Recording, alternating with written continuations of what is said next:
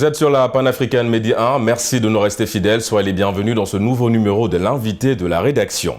En ce mois de mars, dédié à la célébration des droits et des réalisations des femmes à travers le monde, nous sommes témoins d'une avancée significative dans le paysage professionnel africain.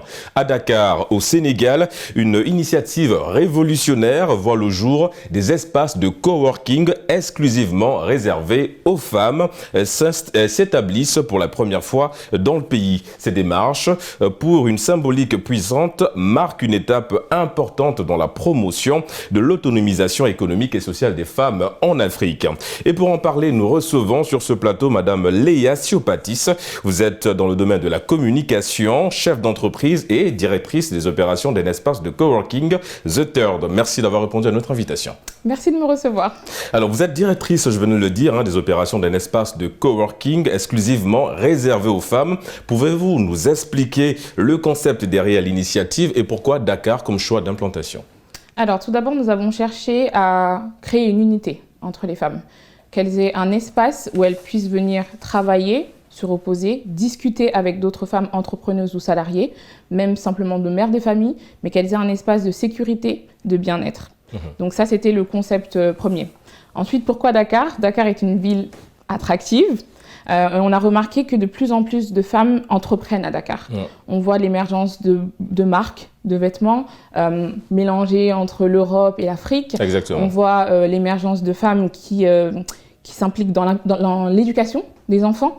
Et en fait, on voulait simplement que ces femmes leaders soient mises en avant et qu'elles soient dans un espace qui soit réservé uniquement pour elles. Alors, faut-il voir aujourd'hui ces espaces de coworking comme une forme de second bureau pour la femme entrepreneur ou celle dite moderne?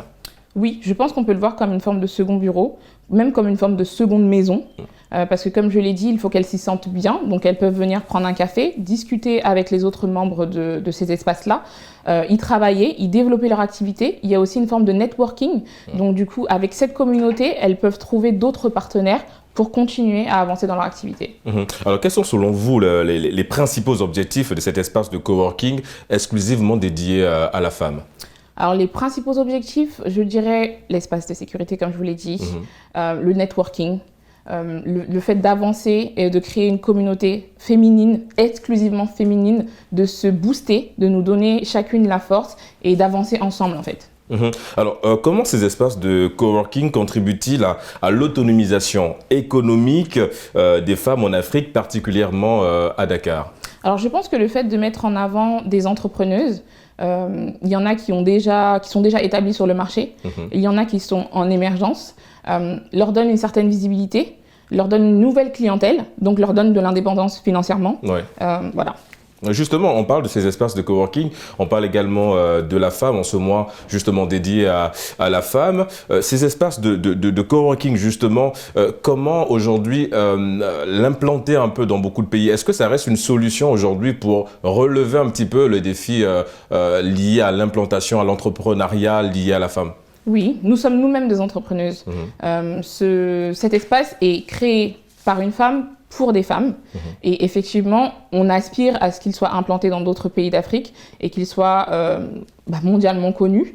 Il n'y a pas d'espace de coworking exclusivement féminin dans d'autres pays africains. Pour l'instant, nous sommes les seuls à Dakar et on espère que ce modèle va se multiplier pour créer une communauté internationale et avancer ensemble. On parle de ces espaces de coworking. Comment peuvent-ils aujourd'hui aider les femmes à confronter à de nombreuses barrières dans le monde professionnel, à surmonter ces difficultés-là? On voit que dans le milieu professionnel, la femme est parfois stigmatisée. Comment ces espaces de coworking implantés aujourd'hui dans certains pays, en l'occurrence au Sénégal, peuvent aider aujourd'hui la femme à surmonter ces difficultés? Aujourd'hui, en 2024, on voit quand même qu'il y a une avancée. Les femmes occupent de plus en plus de postes à responsabilité. Et dans ces espaces, on se retrouve aussi bien celle qui débute que celle qui est déjà en CEO. Donc, ce qui nous permet d'avoir des échanges. Et ça permet à certaines d'évoluer, de trouver des postes. Ça fait vraiment bloc on fait bloc face à cette jante masculine qui nous prenne un peu trop de place.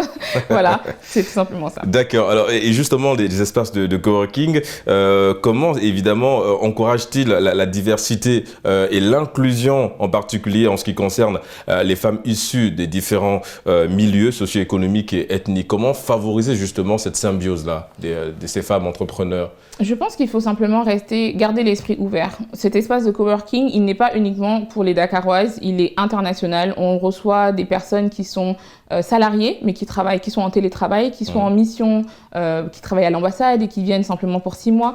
Je pense que ça favorise en fait le fait qu'il y ait une connexion multiculturelle dans ce genre d'espace et on se connecte tout ensemble. Justement, se connecter tout ensemble. Est-ce qu'aujourd'hui, il y a déjà des réalisations, je veux dire, ces espaces de coworking, il y a des femmes qui viennent. Est-ce qu'on a déjà assisté à des partenariats et comment, derrière, consolider ces partenariats-là? Oui, bien sûr, on a assisté à des partenariats.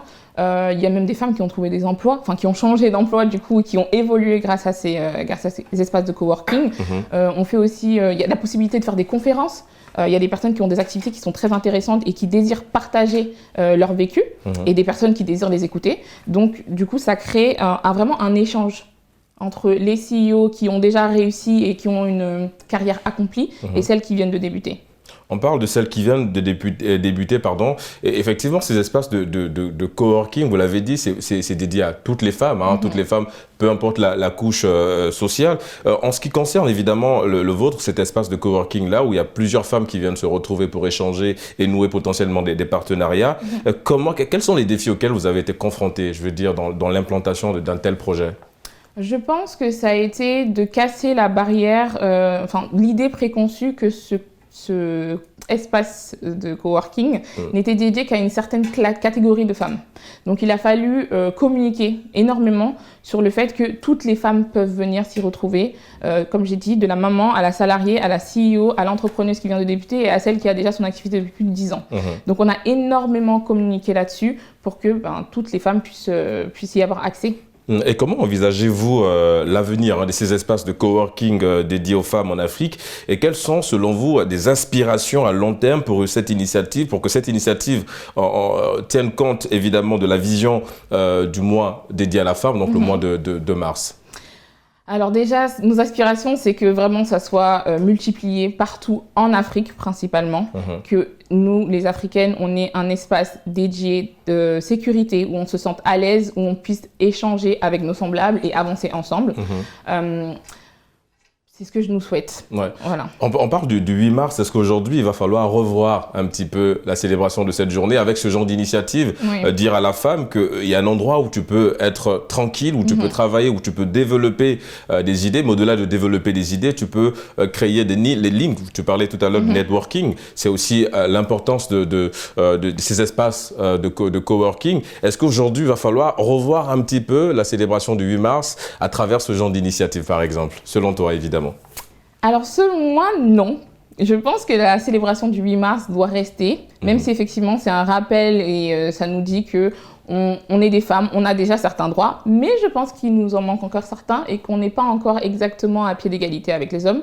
On ne le sera peut-être jamais, mais je pense que cette journée permet à certains qui oublient de se rappeler que les femmes existent, qu'on a notre place, plus que même certains hommes. On parle évidemment de la femme. Alors, qu'en est-il de la jeune fille? Parce que la jeune fille d'aujourd'hui, c'est la femme de demain. Est-ce que ces espaces de coworking, là aussi, peuvent avoir un impact sur la future femme de demain? Et comment, aujourd'hui, ramener la jeune fille à se familiariser avec ce genre d'endroit? Moi, en tant que jeune fille, j'aurais aimé justement avoir ce genre d'espace. Parce que dans les espaces classiques, c'est ouvert à tout le monde. Dans les espaces mixtes les espaces mixtes, c'est ouvert à tout le monde. Et on n'est pas forcément à l'aise en tant que jeune fille de venir, avec notre petite expérience, s'installer auprès de personnes qui ont déjà des bagages. Donc j'aurais aimé que ça existe bien plus tôt. Et en tant que jeune fille, justement, elles ont maintenant des mentors. Elles peuvent avoir des mentors dans ce genre d'espace qui vont les accueillir, les accompagner, essayer de comprendre leurs projets et voilà, avancer ensemble. Est-ce qu'il faut aussi l'implanter un petit peu, pas forcément ce genre d'espace, mais l'initiative en elle-même, commencer un peu à l'insérer, par exemple, dans les universités, dans des écoles. Comme on dit, il faut aller à la racine. Est-ce que l'initiative aussi, il faut aller dans ce genre de projet? Oui, je pense que dès l'école, dès l'éducation, peut-être, oui, au niveau de l'université, parce qu'avant, il faut favoriser quand même la mixité. Exactement. Mais au niveau de l'université, oui, peut-être commencer à créer des clubs uniquement dédiés à la femme, avec des femmes qui viennent partager leur expérience. Est-ce qu'aujourd'hui, on peut prendre le risque d'affirmer que la femme de demain, la femme d'aujourd'hui ne sera pas celle de demain avec ce genre d'initiative, cet espace de coworking? Oui, je pense qu'on peut affirmer que la femme d'aujourd'hui ne sera pas celle de demain. On sera beaucoup plus libre, beaucoup plus ambitieuse encore. Et ensemble, comme j'ai dit, on fait bloc et on ira encore plus loin.